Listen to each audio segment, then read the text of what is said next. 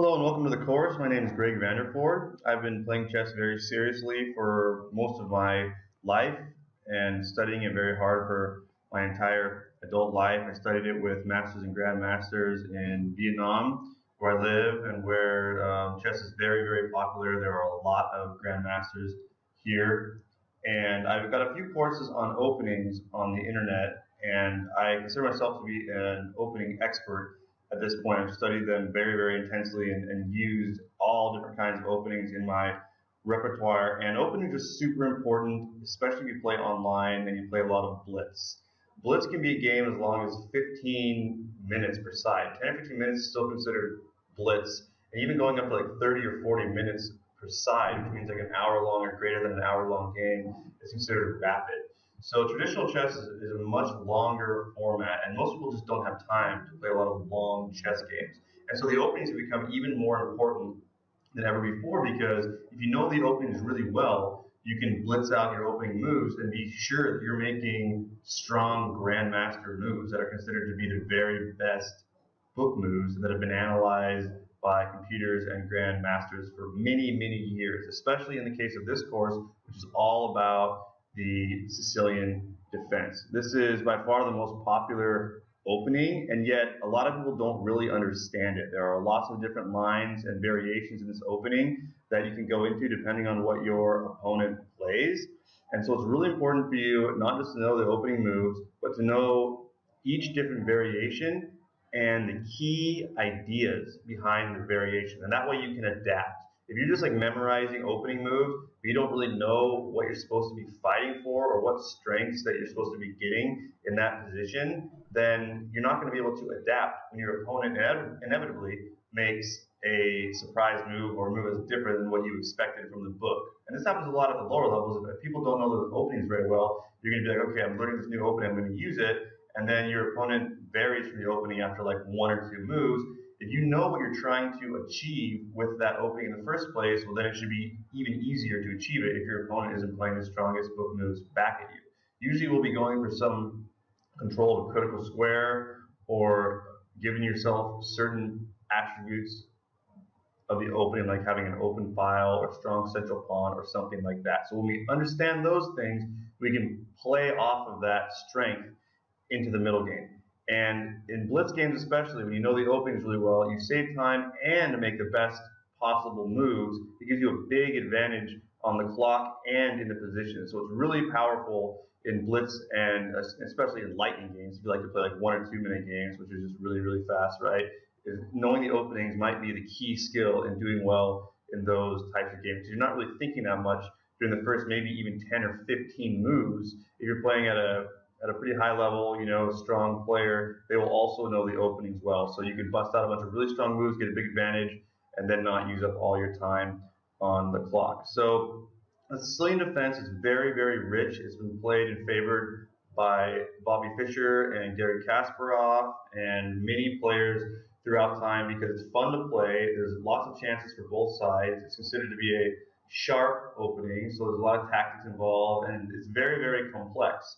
And yet, you don't need to be a really strong chess player to understand its goals and how to play it. So it's popular and fun at all levels of the game, and especially with 4 or 5 key variations to it, it's really important to know them. So we're going to go through the classic variation, which I'll just show you the moves for right now, and then we're going to go through all the most popular variations that you need to know, some of which your opponent will not be very familiar with, which is really good because then you will surprise them and they will be at a disadvantage. Because of course, always our goal in the opening is to get some sort of advantage, put your opponent on the back foot, give them a disadvantage. So obviously, if you're taking this course, you know that the move that starts a Sicilian defense for black is 1c5. Put your pawn on c5 instead of the typical e5, and you are seeking to be aggressive. You're counter-attacking in the center as opposed to just mimicking white's first move and having symmetry, which is considered a strong move, but it's more passive, whereas this is much more active. You're seeking active play as black in the Sicilian defense. But not only do you need to know how to play the Sicilian defense as black, you also need to know the variations of play as white when your opponent chooses to respond to e4 with c5. So we're going to be studying both white and black and how both should be playing and what you should both be trying to achieve in all the important variations of the Sicilian defense opening. So after c5, if we're going to go into the open Sicilian, later on in the course we're also going to study the closed Sicilian, which is a bit more popular at the higher levels of the game with grandmasters and stuff.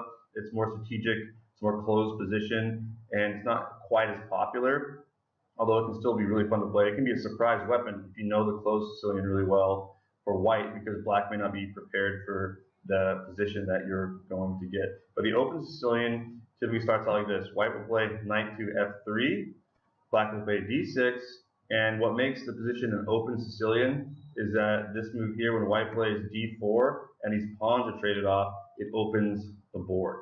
If this move is not played, like instead if it's played to c3 or the knight comes out instead and these pawns aren't traded off, it will not be leading to the open Sicilian position. So we trade, and then black plays knight to f6. And the final move of the classic line of the opening of the Sicilian defense before it breaks off into other variations is white will defend the pawn on e4 with knight to c3. So this is the beginning sequence of the Sicilian defense. And after this, we can go into any number of variations. If black chooses right here to play g6, that means we're going to go into the dragon variation. It's my favorite to play. It's really fun. But at the very highest levels of the game, these days, the top players in the world, they almost always play the Najdorf or a similar line to that. It's been analyzed more deeply and it's considered to be more solid for black. But if you're not a grandmaster with a 25 or 2600 ELO rating, the dragon is a very viable weapon. It's really fun to play. You can get a lot of wins with black. It scores really well. It's just that it's considered to have like a few minor weaknesses to it if you're playing against the strongest players in the world, because they're finding like the absolute best moves all the time. And some of the top players have not scored very well with the dragon in the higher levels of tournaments and stuff. But since most of us aren't, obviously if you're taking this course, you're not a grandmaster, it doesn't really matter.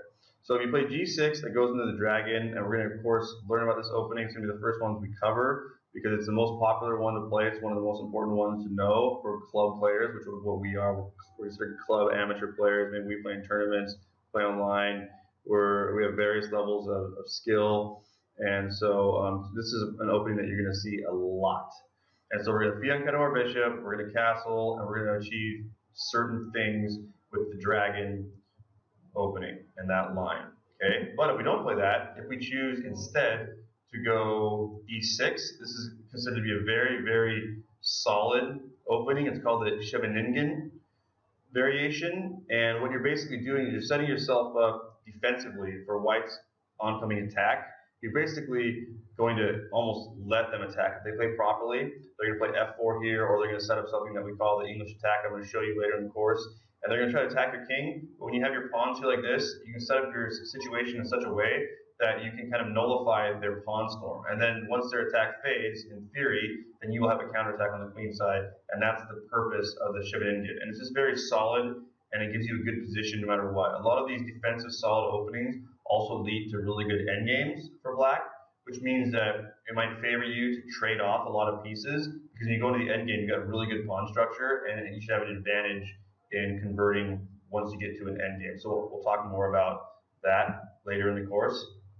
And then we're going to look at the very popular amongst GMs, Najdorf, the Najdorf variation. So when you play a6, this is the popular line.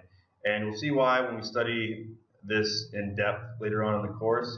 Putting this pawn here, it stops not one, not two, but three pieces of white from coming down here and making a check or getting the knights to make threats. And so this stops that, and then it leads to another rather aggressive opening position, opening posture, where black has a lot of good chances to attack on the queen side while also having a really solid setup. And so this leads into the opening that Gary Kasparov and Bobby Fischer both loved to play and scored very, very well with. So that move marks the beginning of the Najdorf variation, and we will see how that one continues later as well. We're going to look at a whole bunch of different variations in each one of these openings, because you need to know lots of variations. You can't just need to know the opening moves.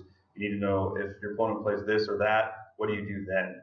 And then finally, we're going to look at the closed Sicilian. So as I mentioned, if somebody doesn't make this d4 pawn move and trade right here, what type of an opening are we going to have? Normally the closed Sicilian will actually start out with white playing their second move, knight to c3 instead, because they're aware of the fact that these open Sicilians have a lot of chances for black and a lot of dynamism in the position for black. That's why we choose to play the Sicilian defense. So when they play the closed position, they're trying to take all that away from us and go into a more tame and strategic type of position. But that's fine. If we know this opening as well, we play knight to c6 instead, and usually both sides will fianchetto the bishop, and you're going to be playing a different type of setup, and most of the time black will not be all that familiar with the closed Sicilian. So they may not know exactly what to do, and that gives you an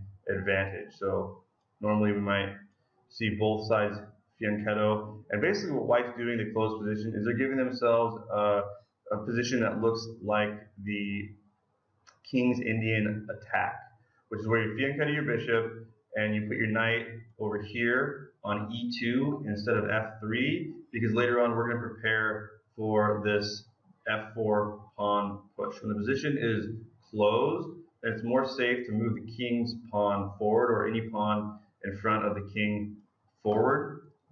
And so I'm going to show you guys how later on in this position we're going to be able to play this move at the appropriate time, and we're going to attack the king. So even though this is the so-called closed Sicilian, if white knows how to play properly, white gets a really good attack anyway, even though black's trying to avoid that aggressive pressure from white and keep the position closed.